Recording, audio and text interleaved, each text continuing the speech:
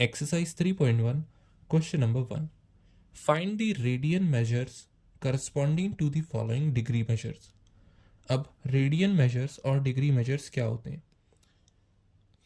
हम एंगल्स के बारे में जानते हैं कि अगर कोई भी दो लाइंस आपस में इंटरसेक्ट करें या दो से ज़्यादा लाइंस, उन दो लाइंस के बीच का सर्कुलर डिस्टेंस एंगल कहलाता है।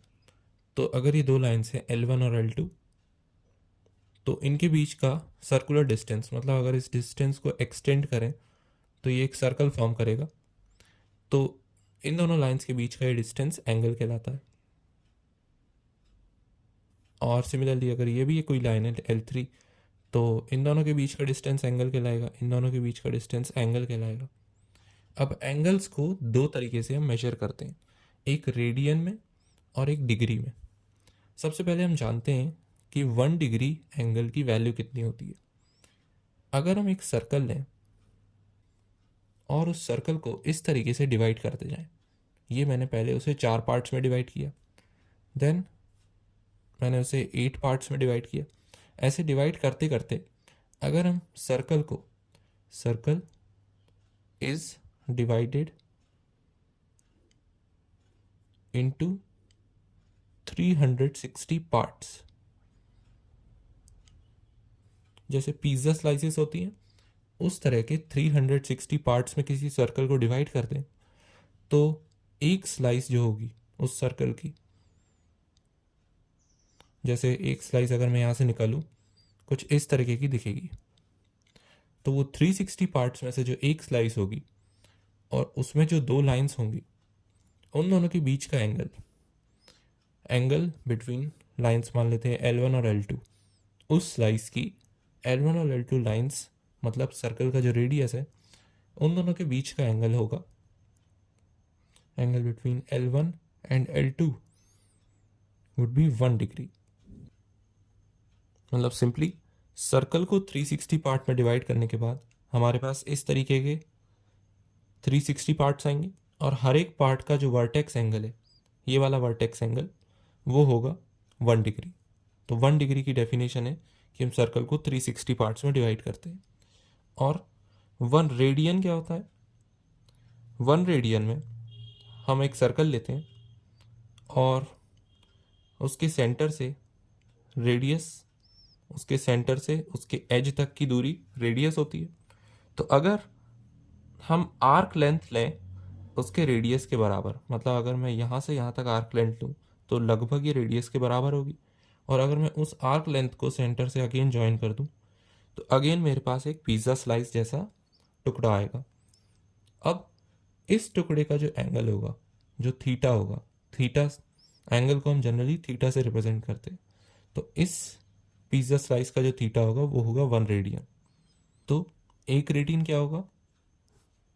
एक रेडियन का मतलब अगर हम एक सर्कल में से एक सेक्टर लें जिस सेक्टर का आर्क लेंथ और रेडियस इक्वल हो, मतलब आर और आर हो, तो उस सेक्टर का जो एंगल है वो होगा 1 रेडियन। और 1 डिग्री क्या होगा?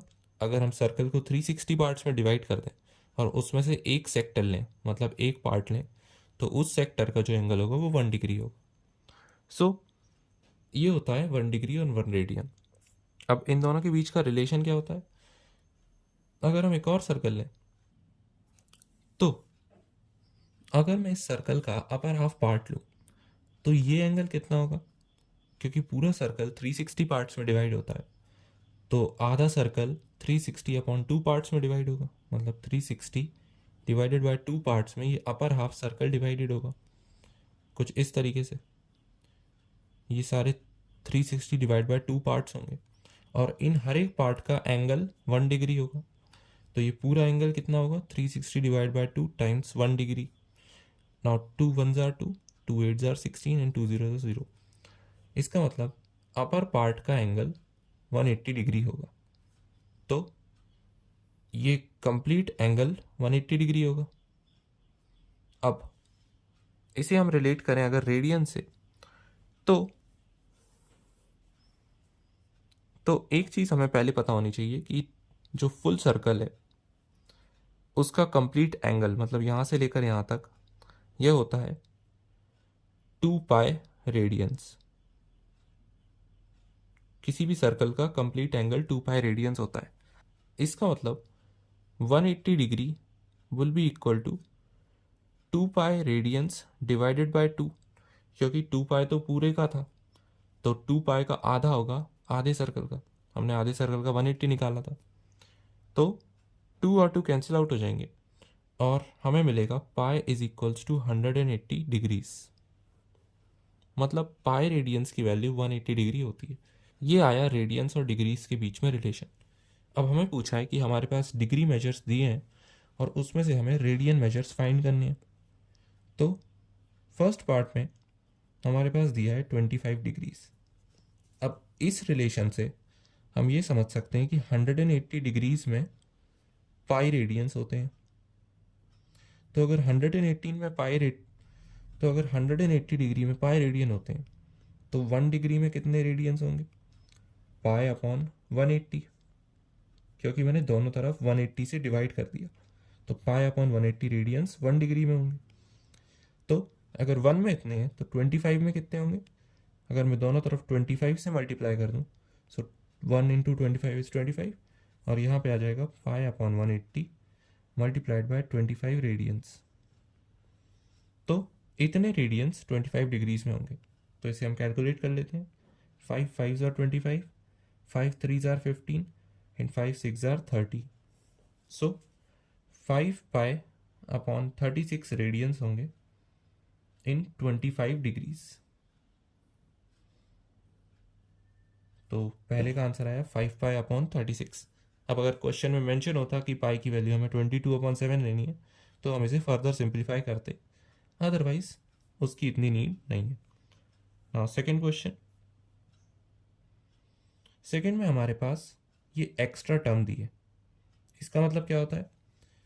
हमने क्लॉक देखी है कि अगर क्लॉक में देखें तो इस तरीके से आवर्स होते हैं 12, 1, 2, 3, और आवर्स के बीच में हम कहते हैं कि मिनट्स हैं, कि 1 आवर में 60 मिनट्स होते हैं और 1 मिनट में 60 सेकेंड्स होते हैं।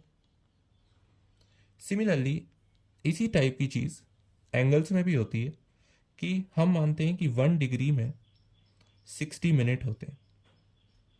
हम टर्म मिनट ही डिफाइन करते हैं उसे। तो ये जो बार लगा है 30 के ऊपर, इसे हम कहते हैं मिनट। मतलब -47 डिग्रीज 30 मिनट्स। और अगर इसके आगे कोई और नंबर होता और उस पर डबल बार होता तो हम कहते कि वो सेकेंड्स है, और 1 मिनट में 60 सेकेंड्स होते हैं। इसका मतलब हायर प्रिसीजन के लिए जब एस्ट्रोनॉमी वगैरह में हम स्टार्स के एंगल्स मेजर करते हैं तो उसमें हम मिनट्स और सेकेंड्स की भी हेल्प लेते हैं ताकि हमें और भी ज़्यादा एक्यूरेसी मिल सके। तो मिनट्स 1 डिग्री में होते हैं 60 मिनट्स। अब इस हिसाब से हम इस क्वेश्चन को अगर सॉल्व करें तो सबसे पहले मैं इसे एक डिग्री फिगर में ही लाकर देखता हूँ, क्योंकि यहाँ पर दो यूनिट्स हैं, एक डिग्री और एक मिनट। तो हमें किसी एक यूनिट में पहले कन्वर्ट करना होगा, देन हम उसे रेडियन में कन्वर्ट कर पाएंगे। अब सबसे पहले 47 डिग्रीज तो है ही, तो 47 तो आ ही गया, माइनस में बाहर कॉमन ले लेता हूँ।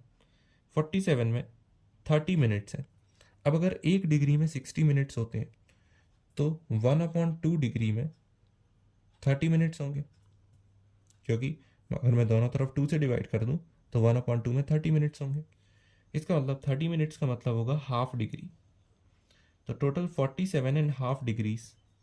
इसका मतलब अगर मैं इसे एलसीएम लूँ तो 4, 2 7 are 14, 1 and 2 4 are 8, 9 plus 1 minus divide by 2। इसका मतलब -95/2 डिग्रीज एंगल है। अब इसको हम रेडियंस में कैसे करेंगे? 180 degrees is pi radians, so 1 degree would be pi upon 180 degree 180 radians. So -95/2 degrees will be equal to pi upon 180 multiplied by 95। तो ये पूरी वैल्यू आएगी हमारे पास रेडियंस की।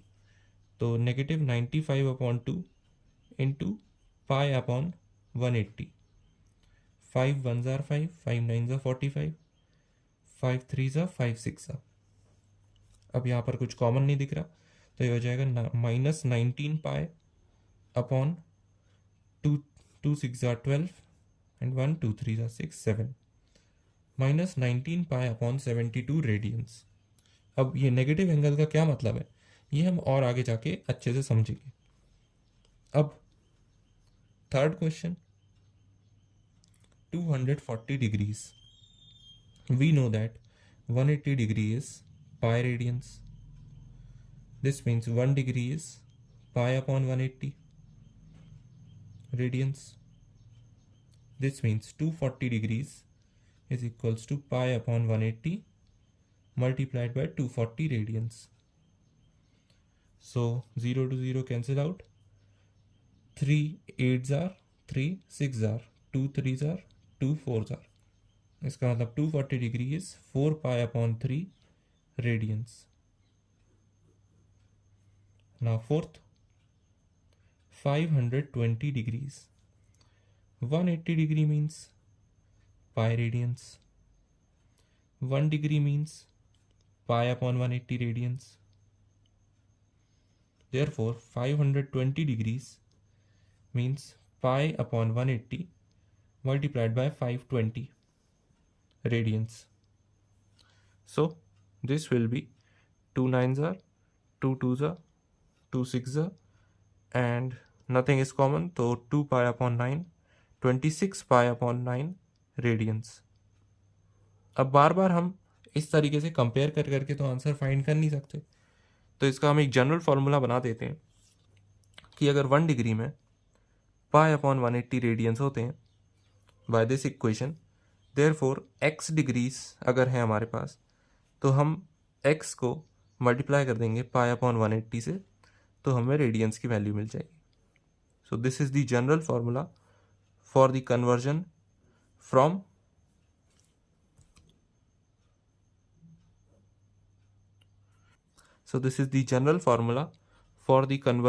Of degrees into radiance. तो ये थी 1 डिग्री और 1 रेडियन की वैल्यू, इन दोनों के बीच का रिलेशन ये था, और इस रिलेशन की हेल्प से हमने ये आंसर्स फाइंड किए, और इस क्वेश्चन में हमने मिनट्स और सेकंड्स के बारे में जाना, और फाइनली हमने एक जनरल रिलेशन फाइंड कर दिया between degrees and radians. So these are the answers of the given questions.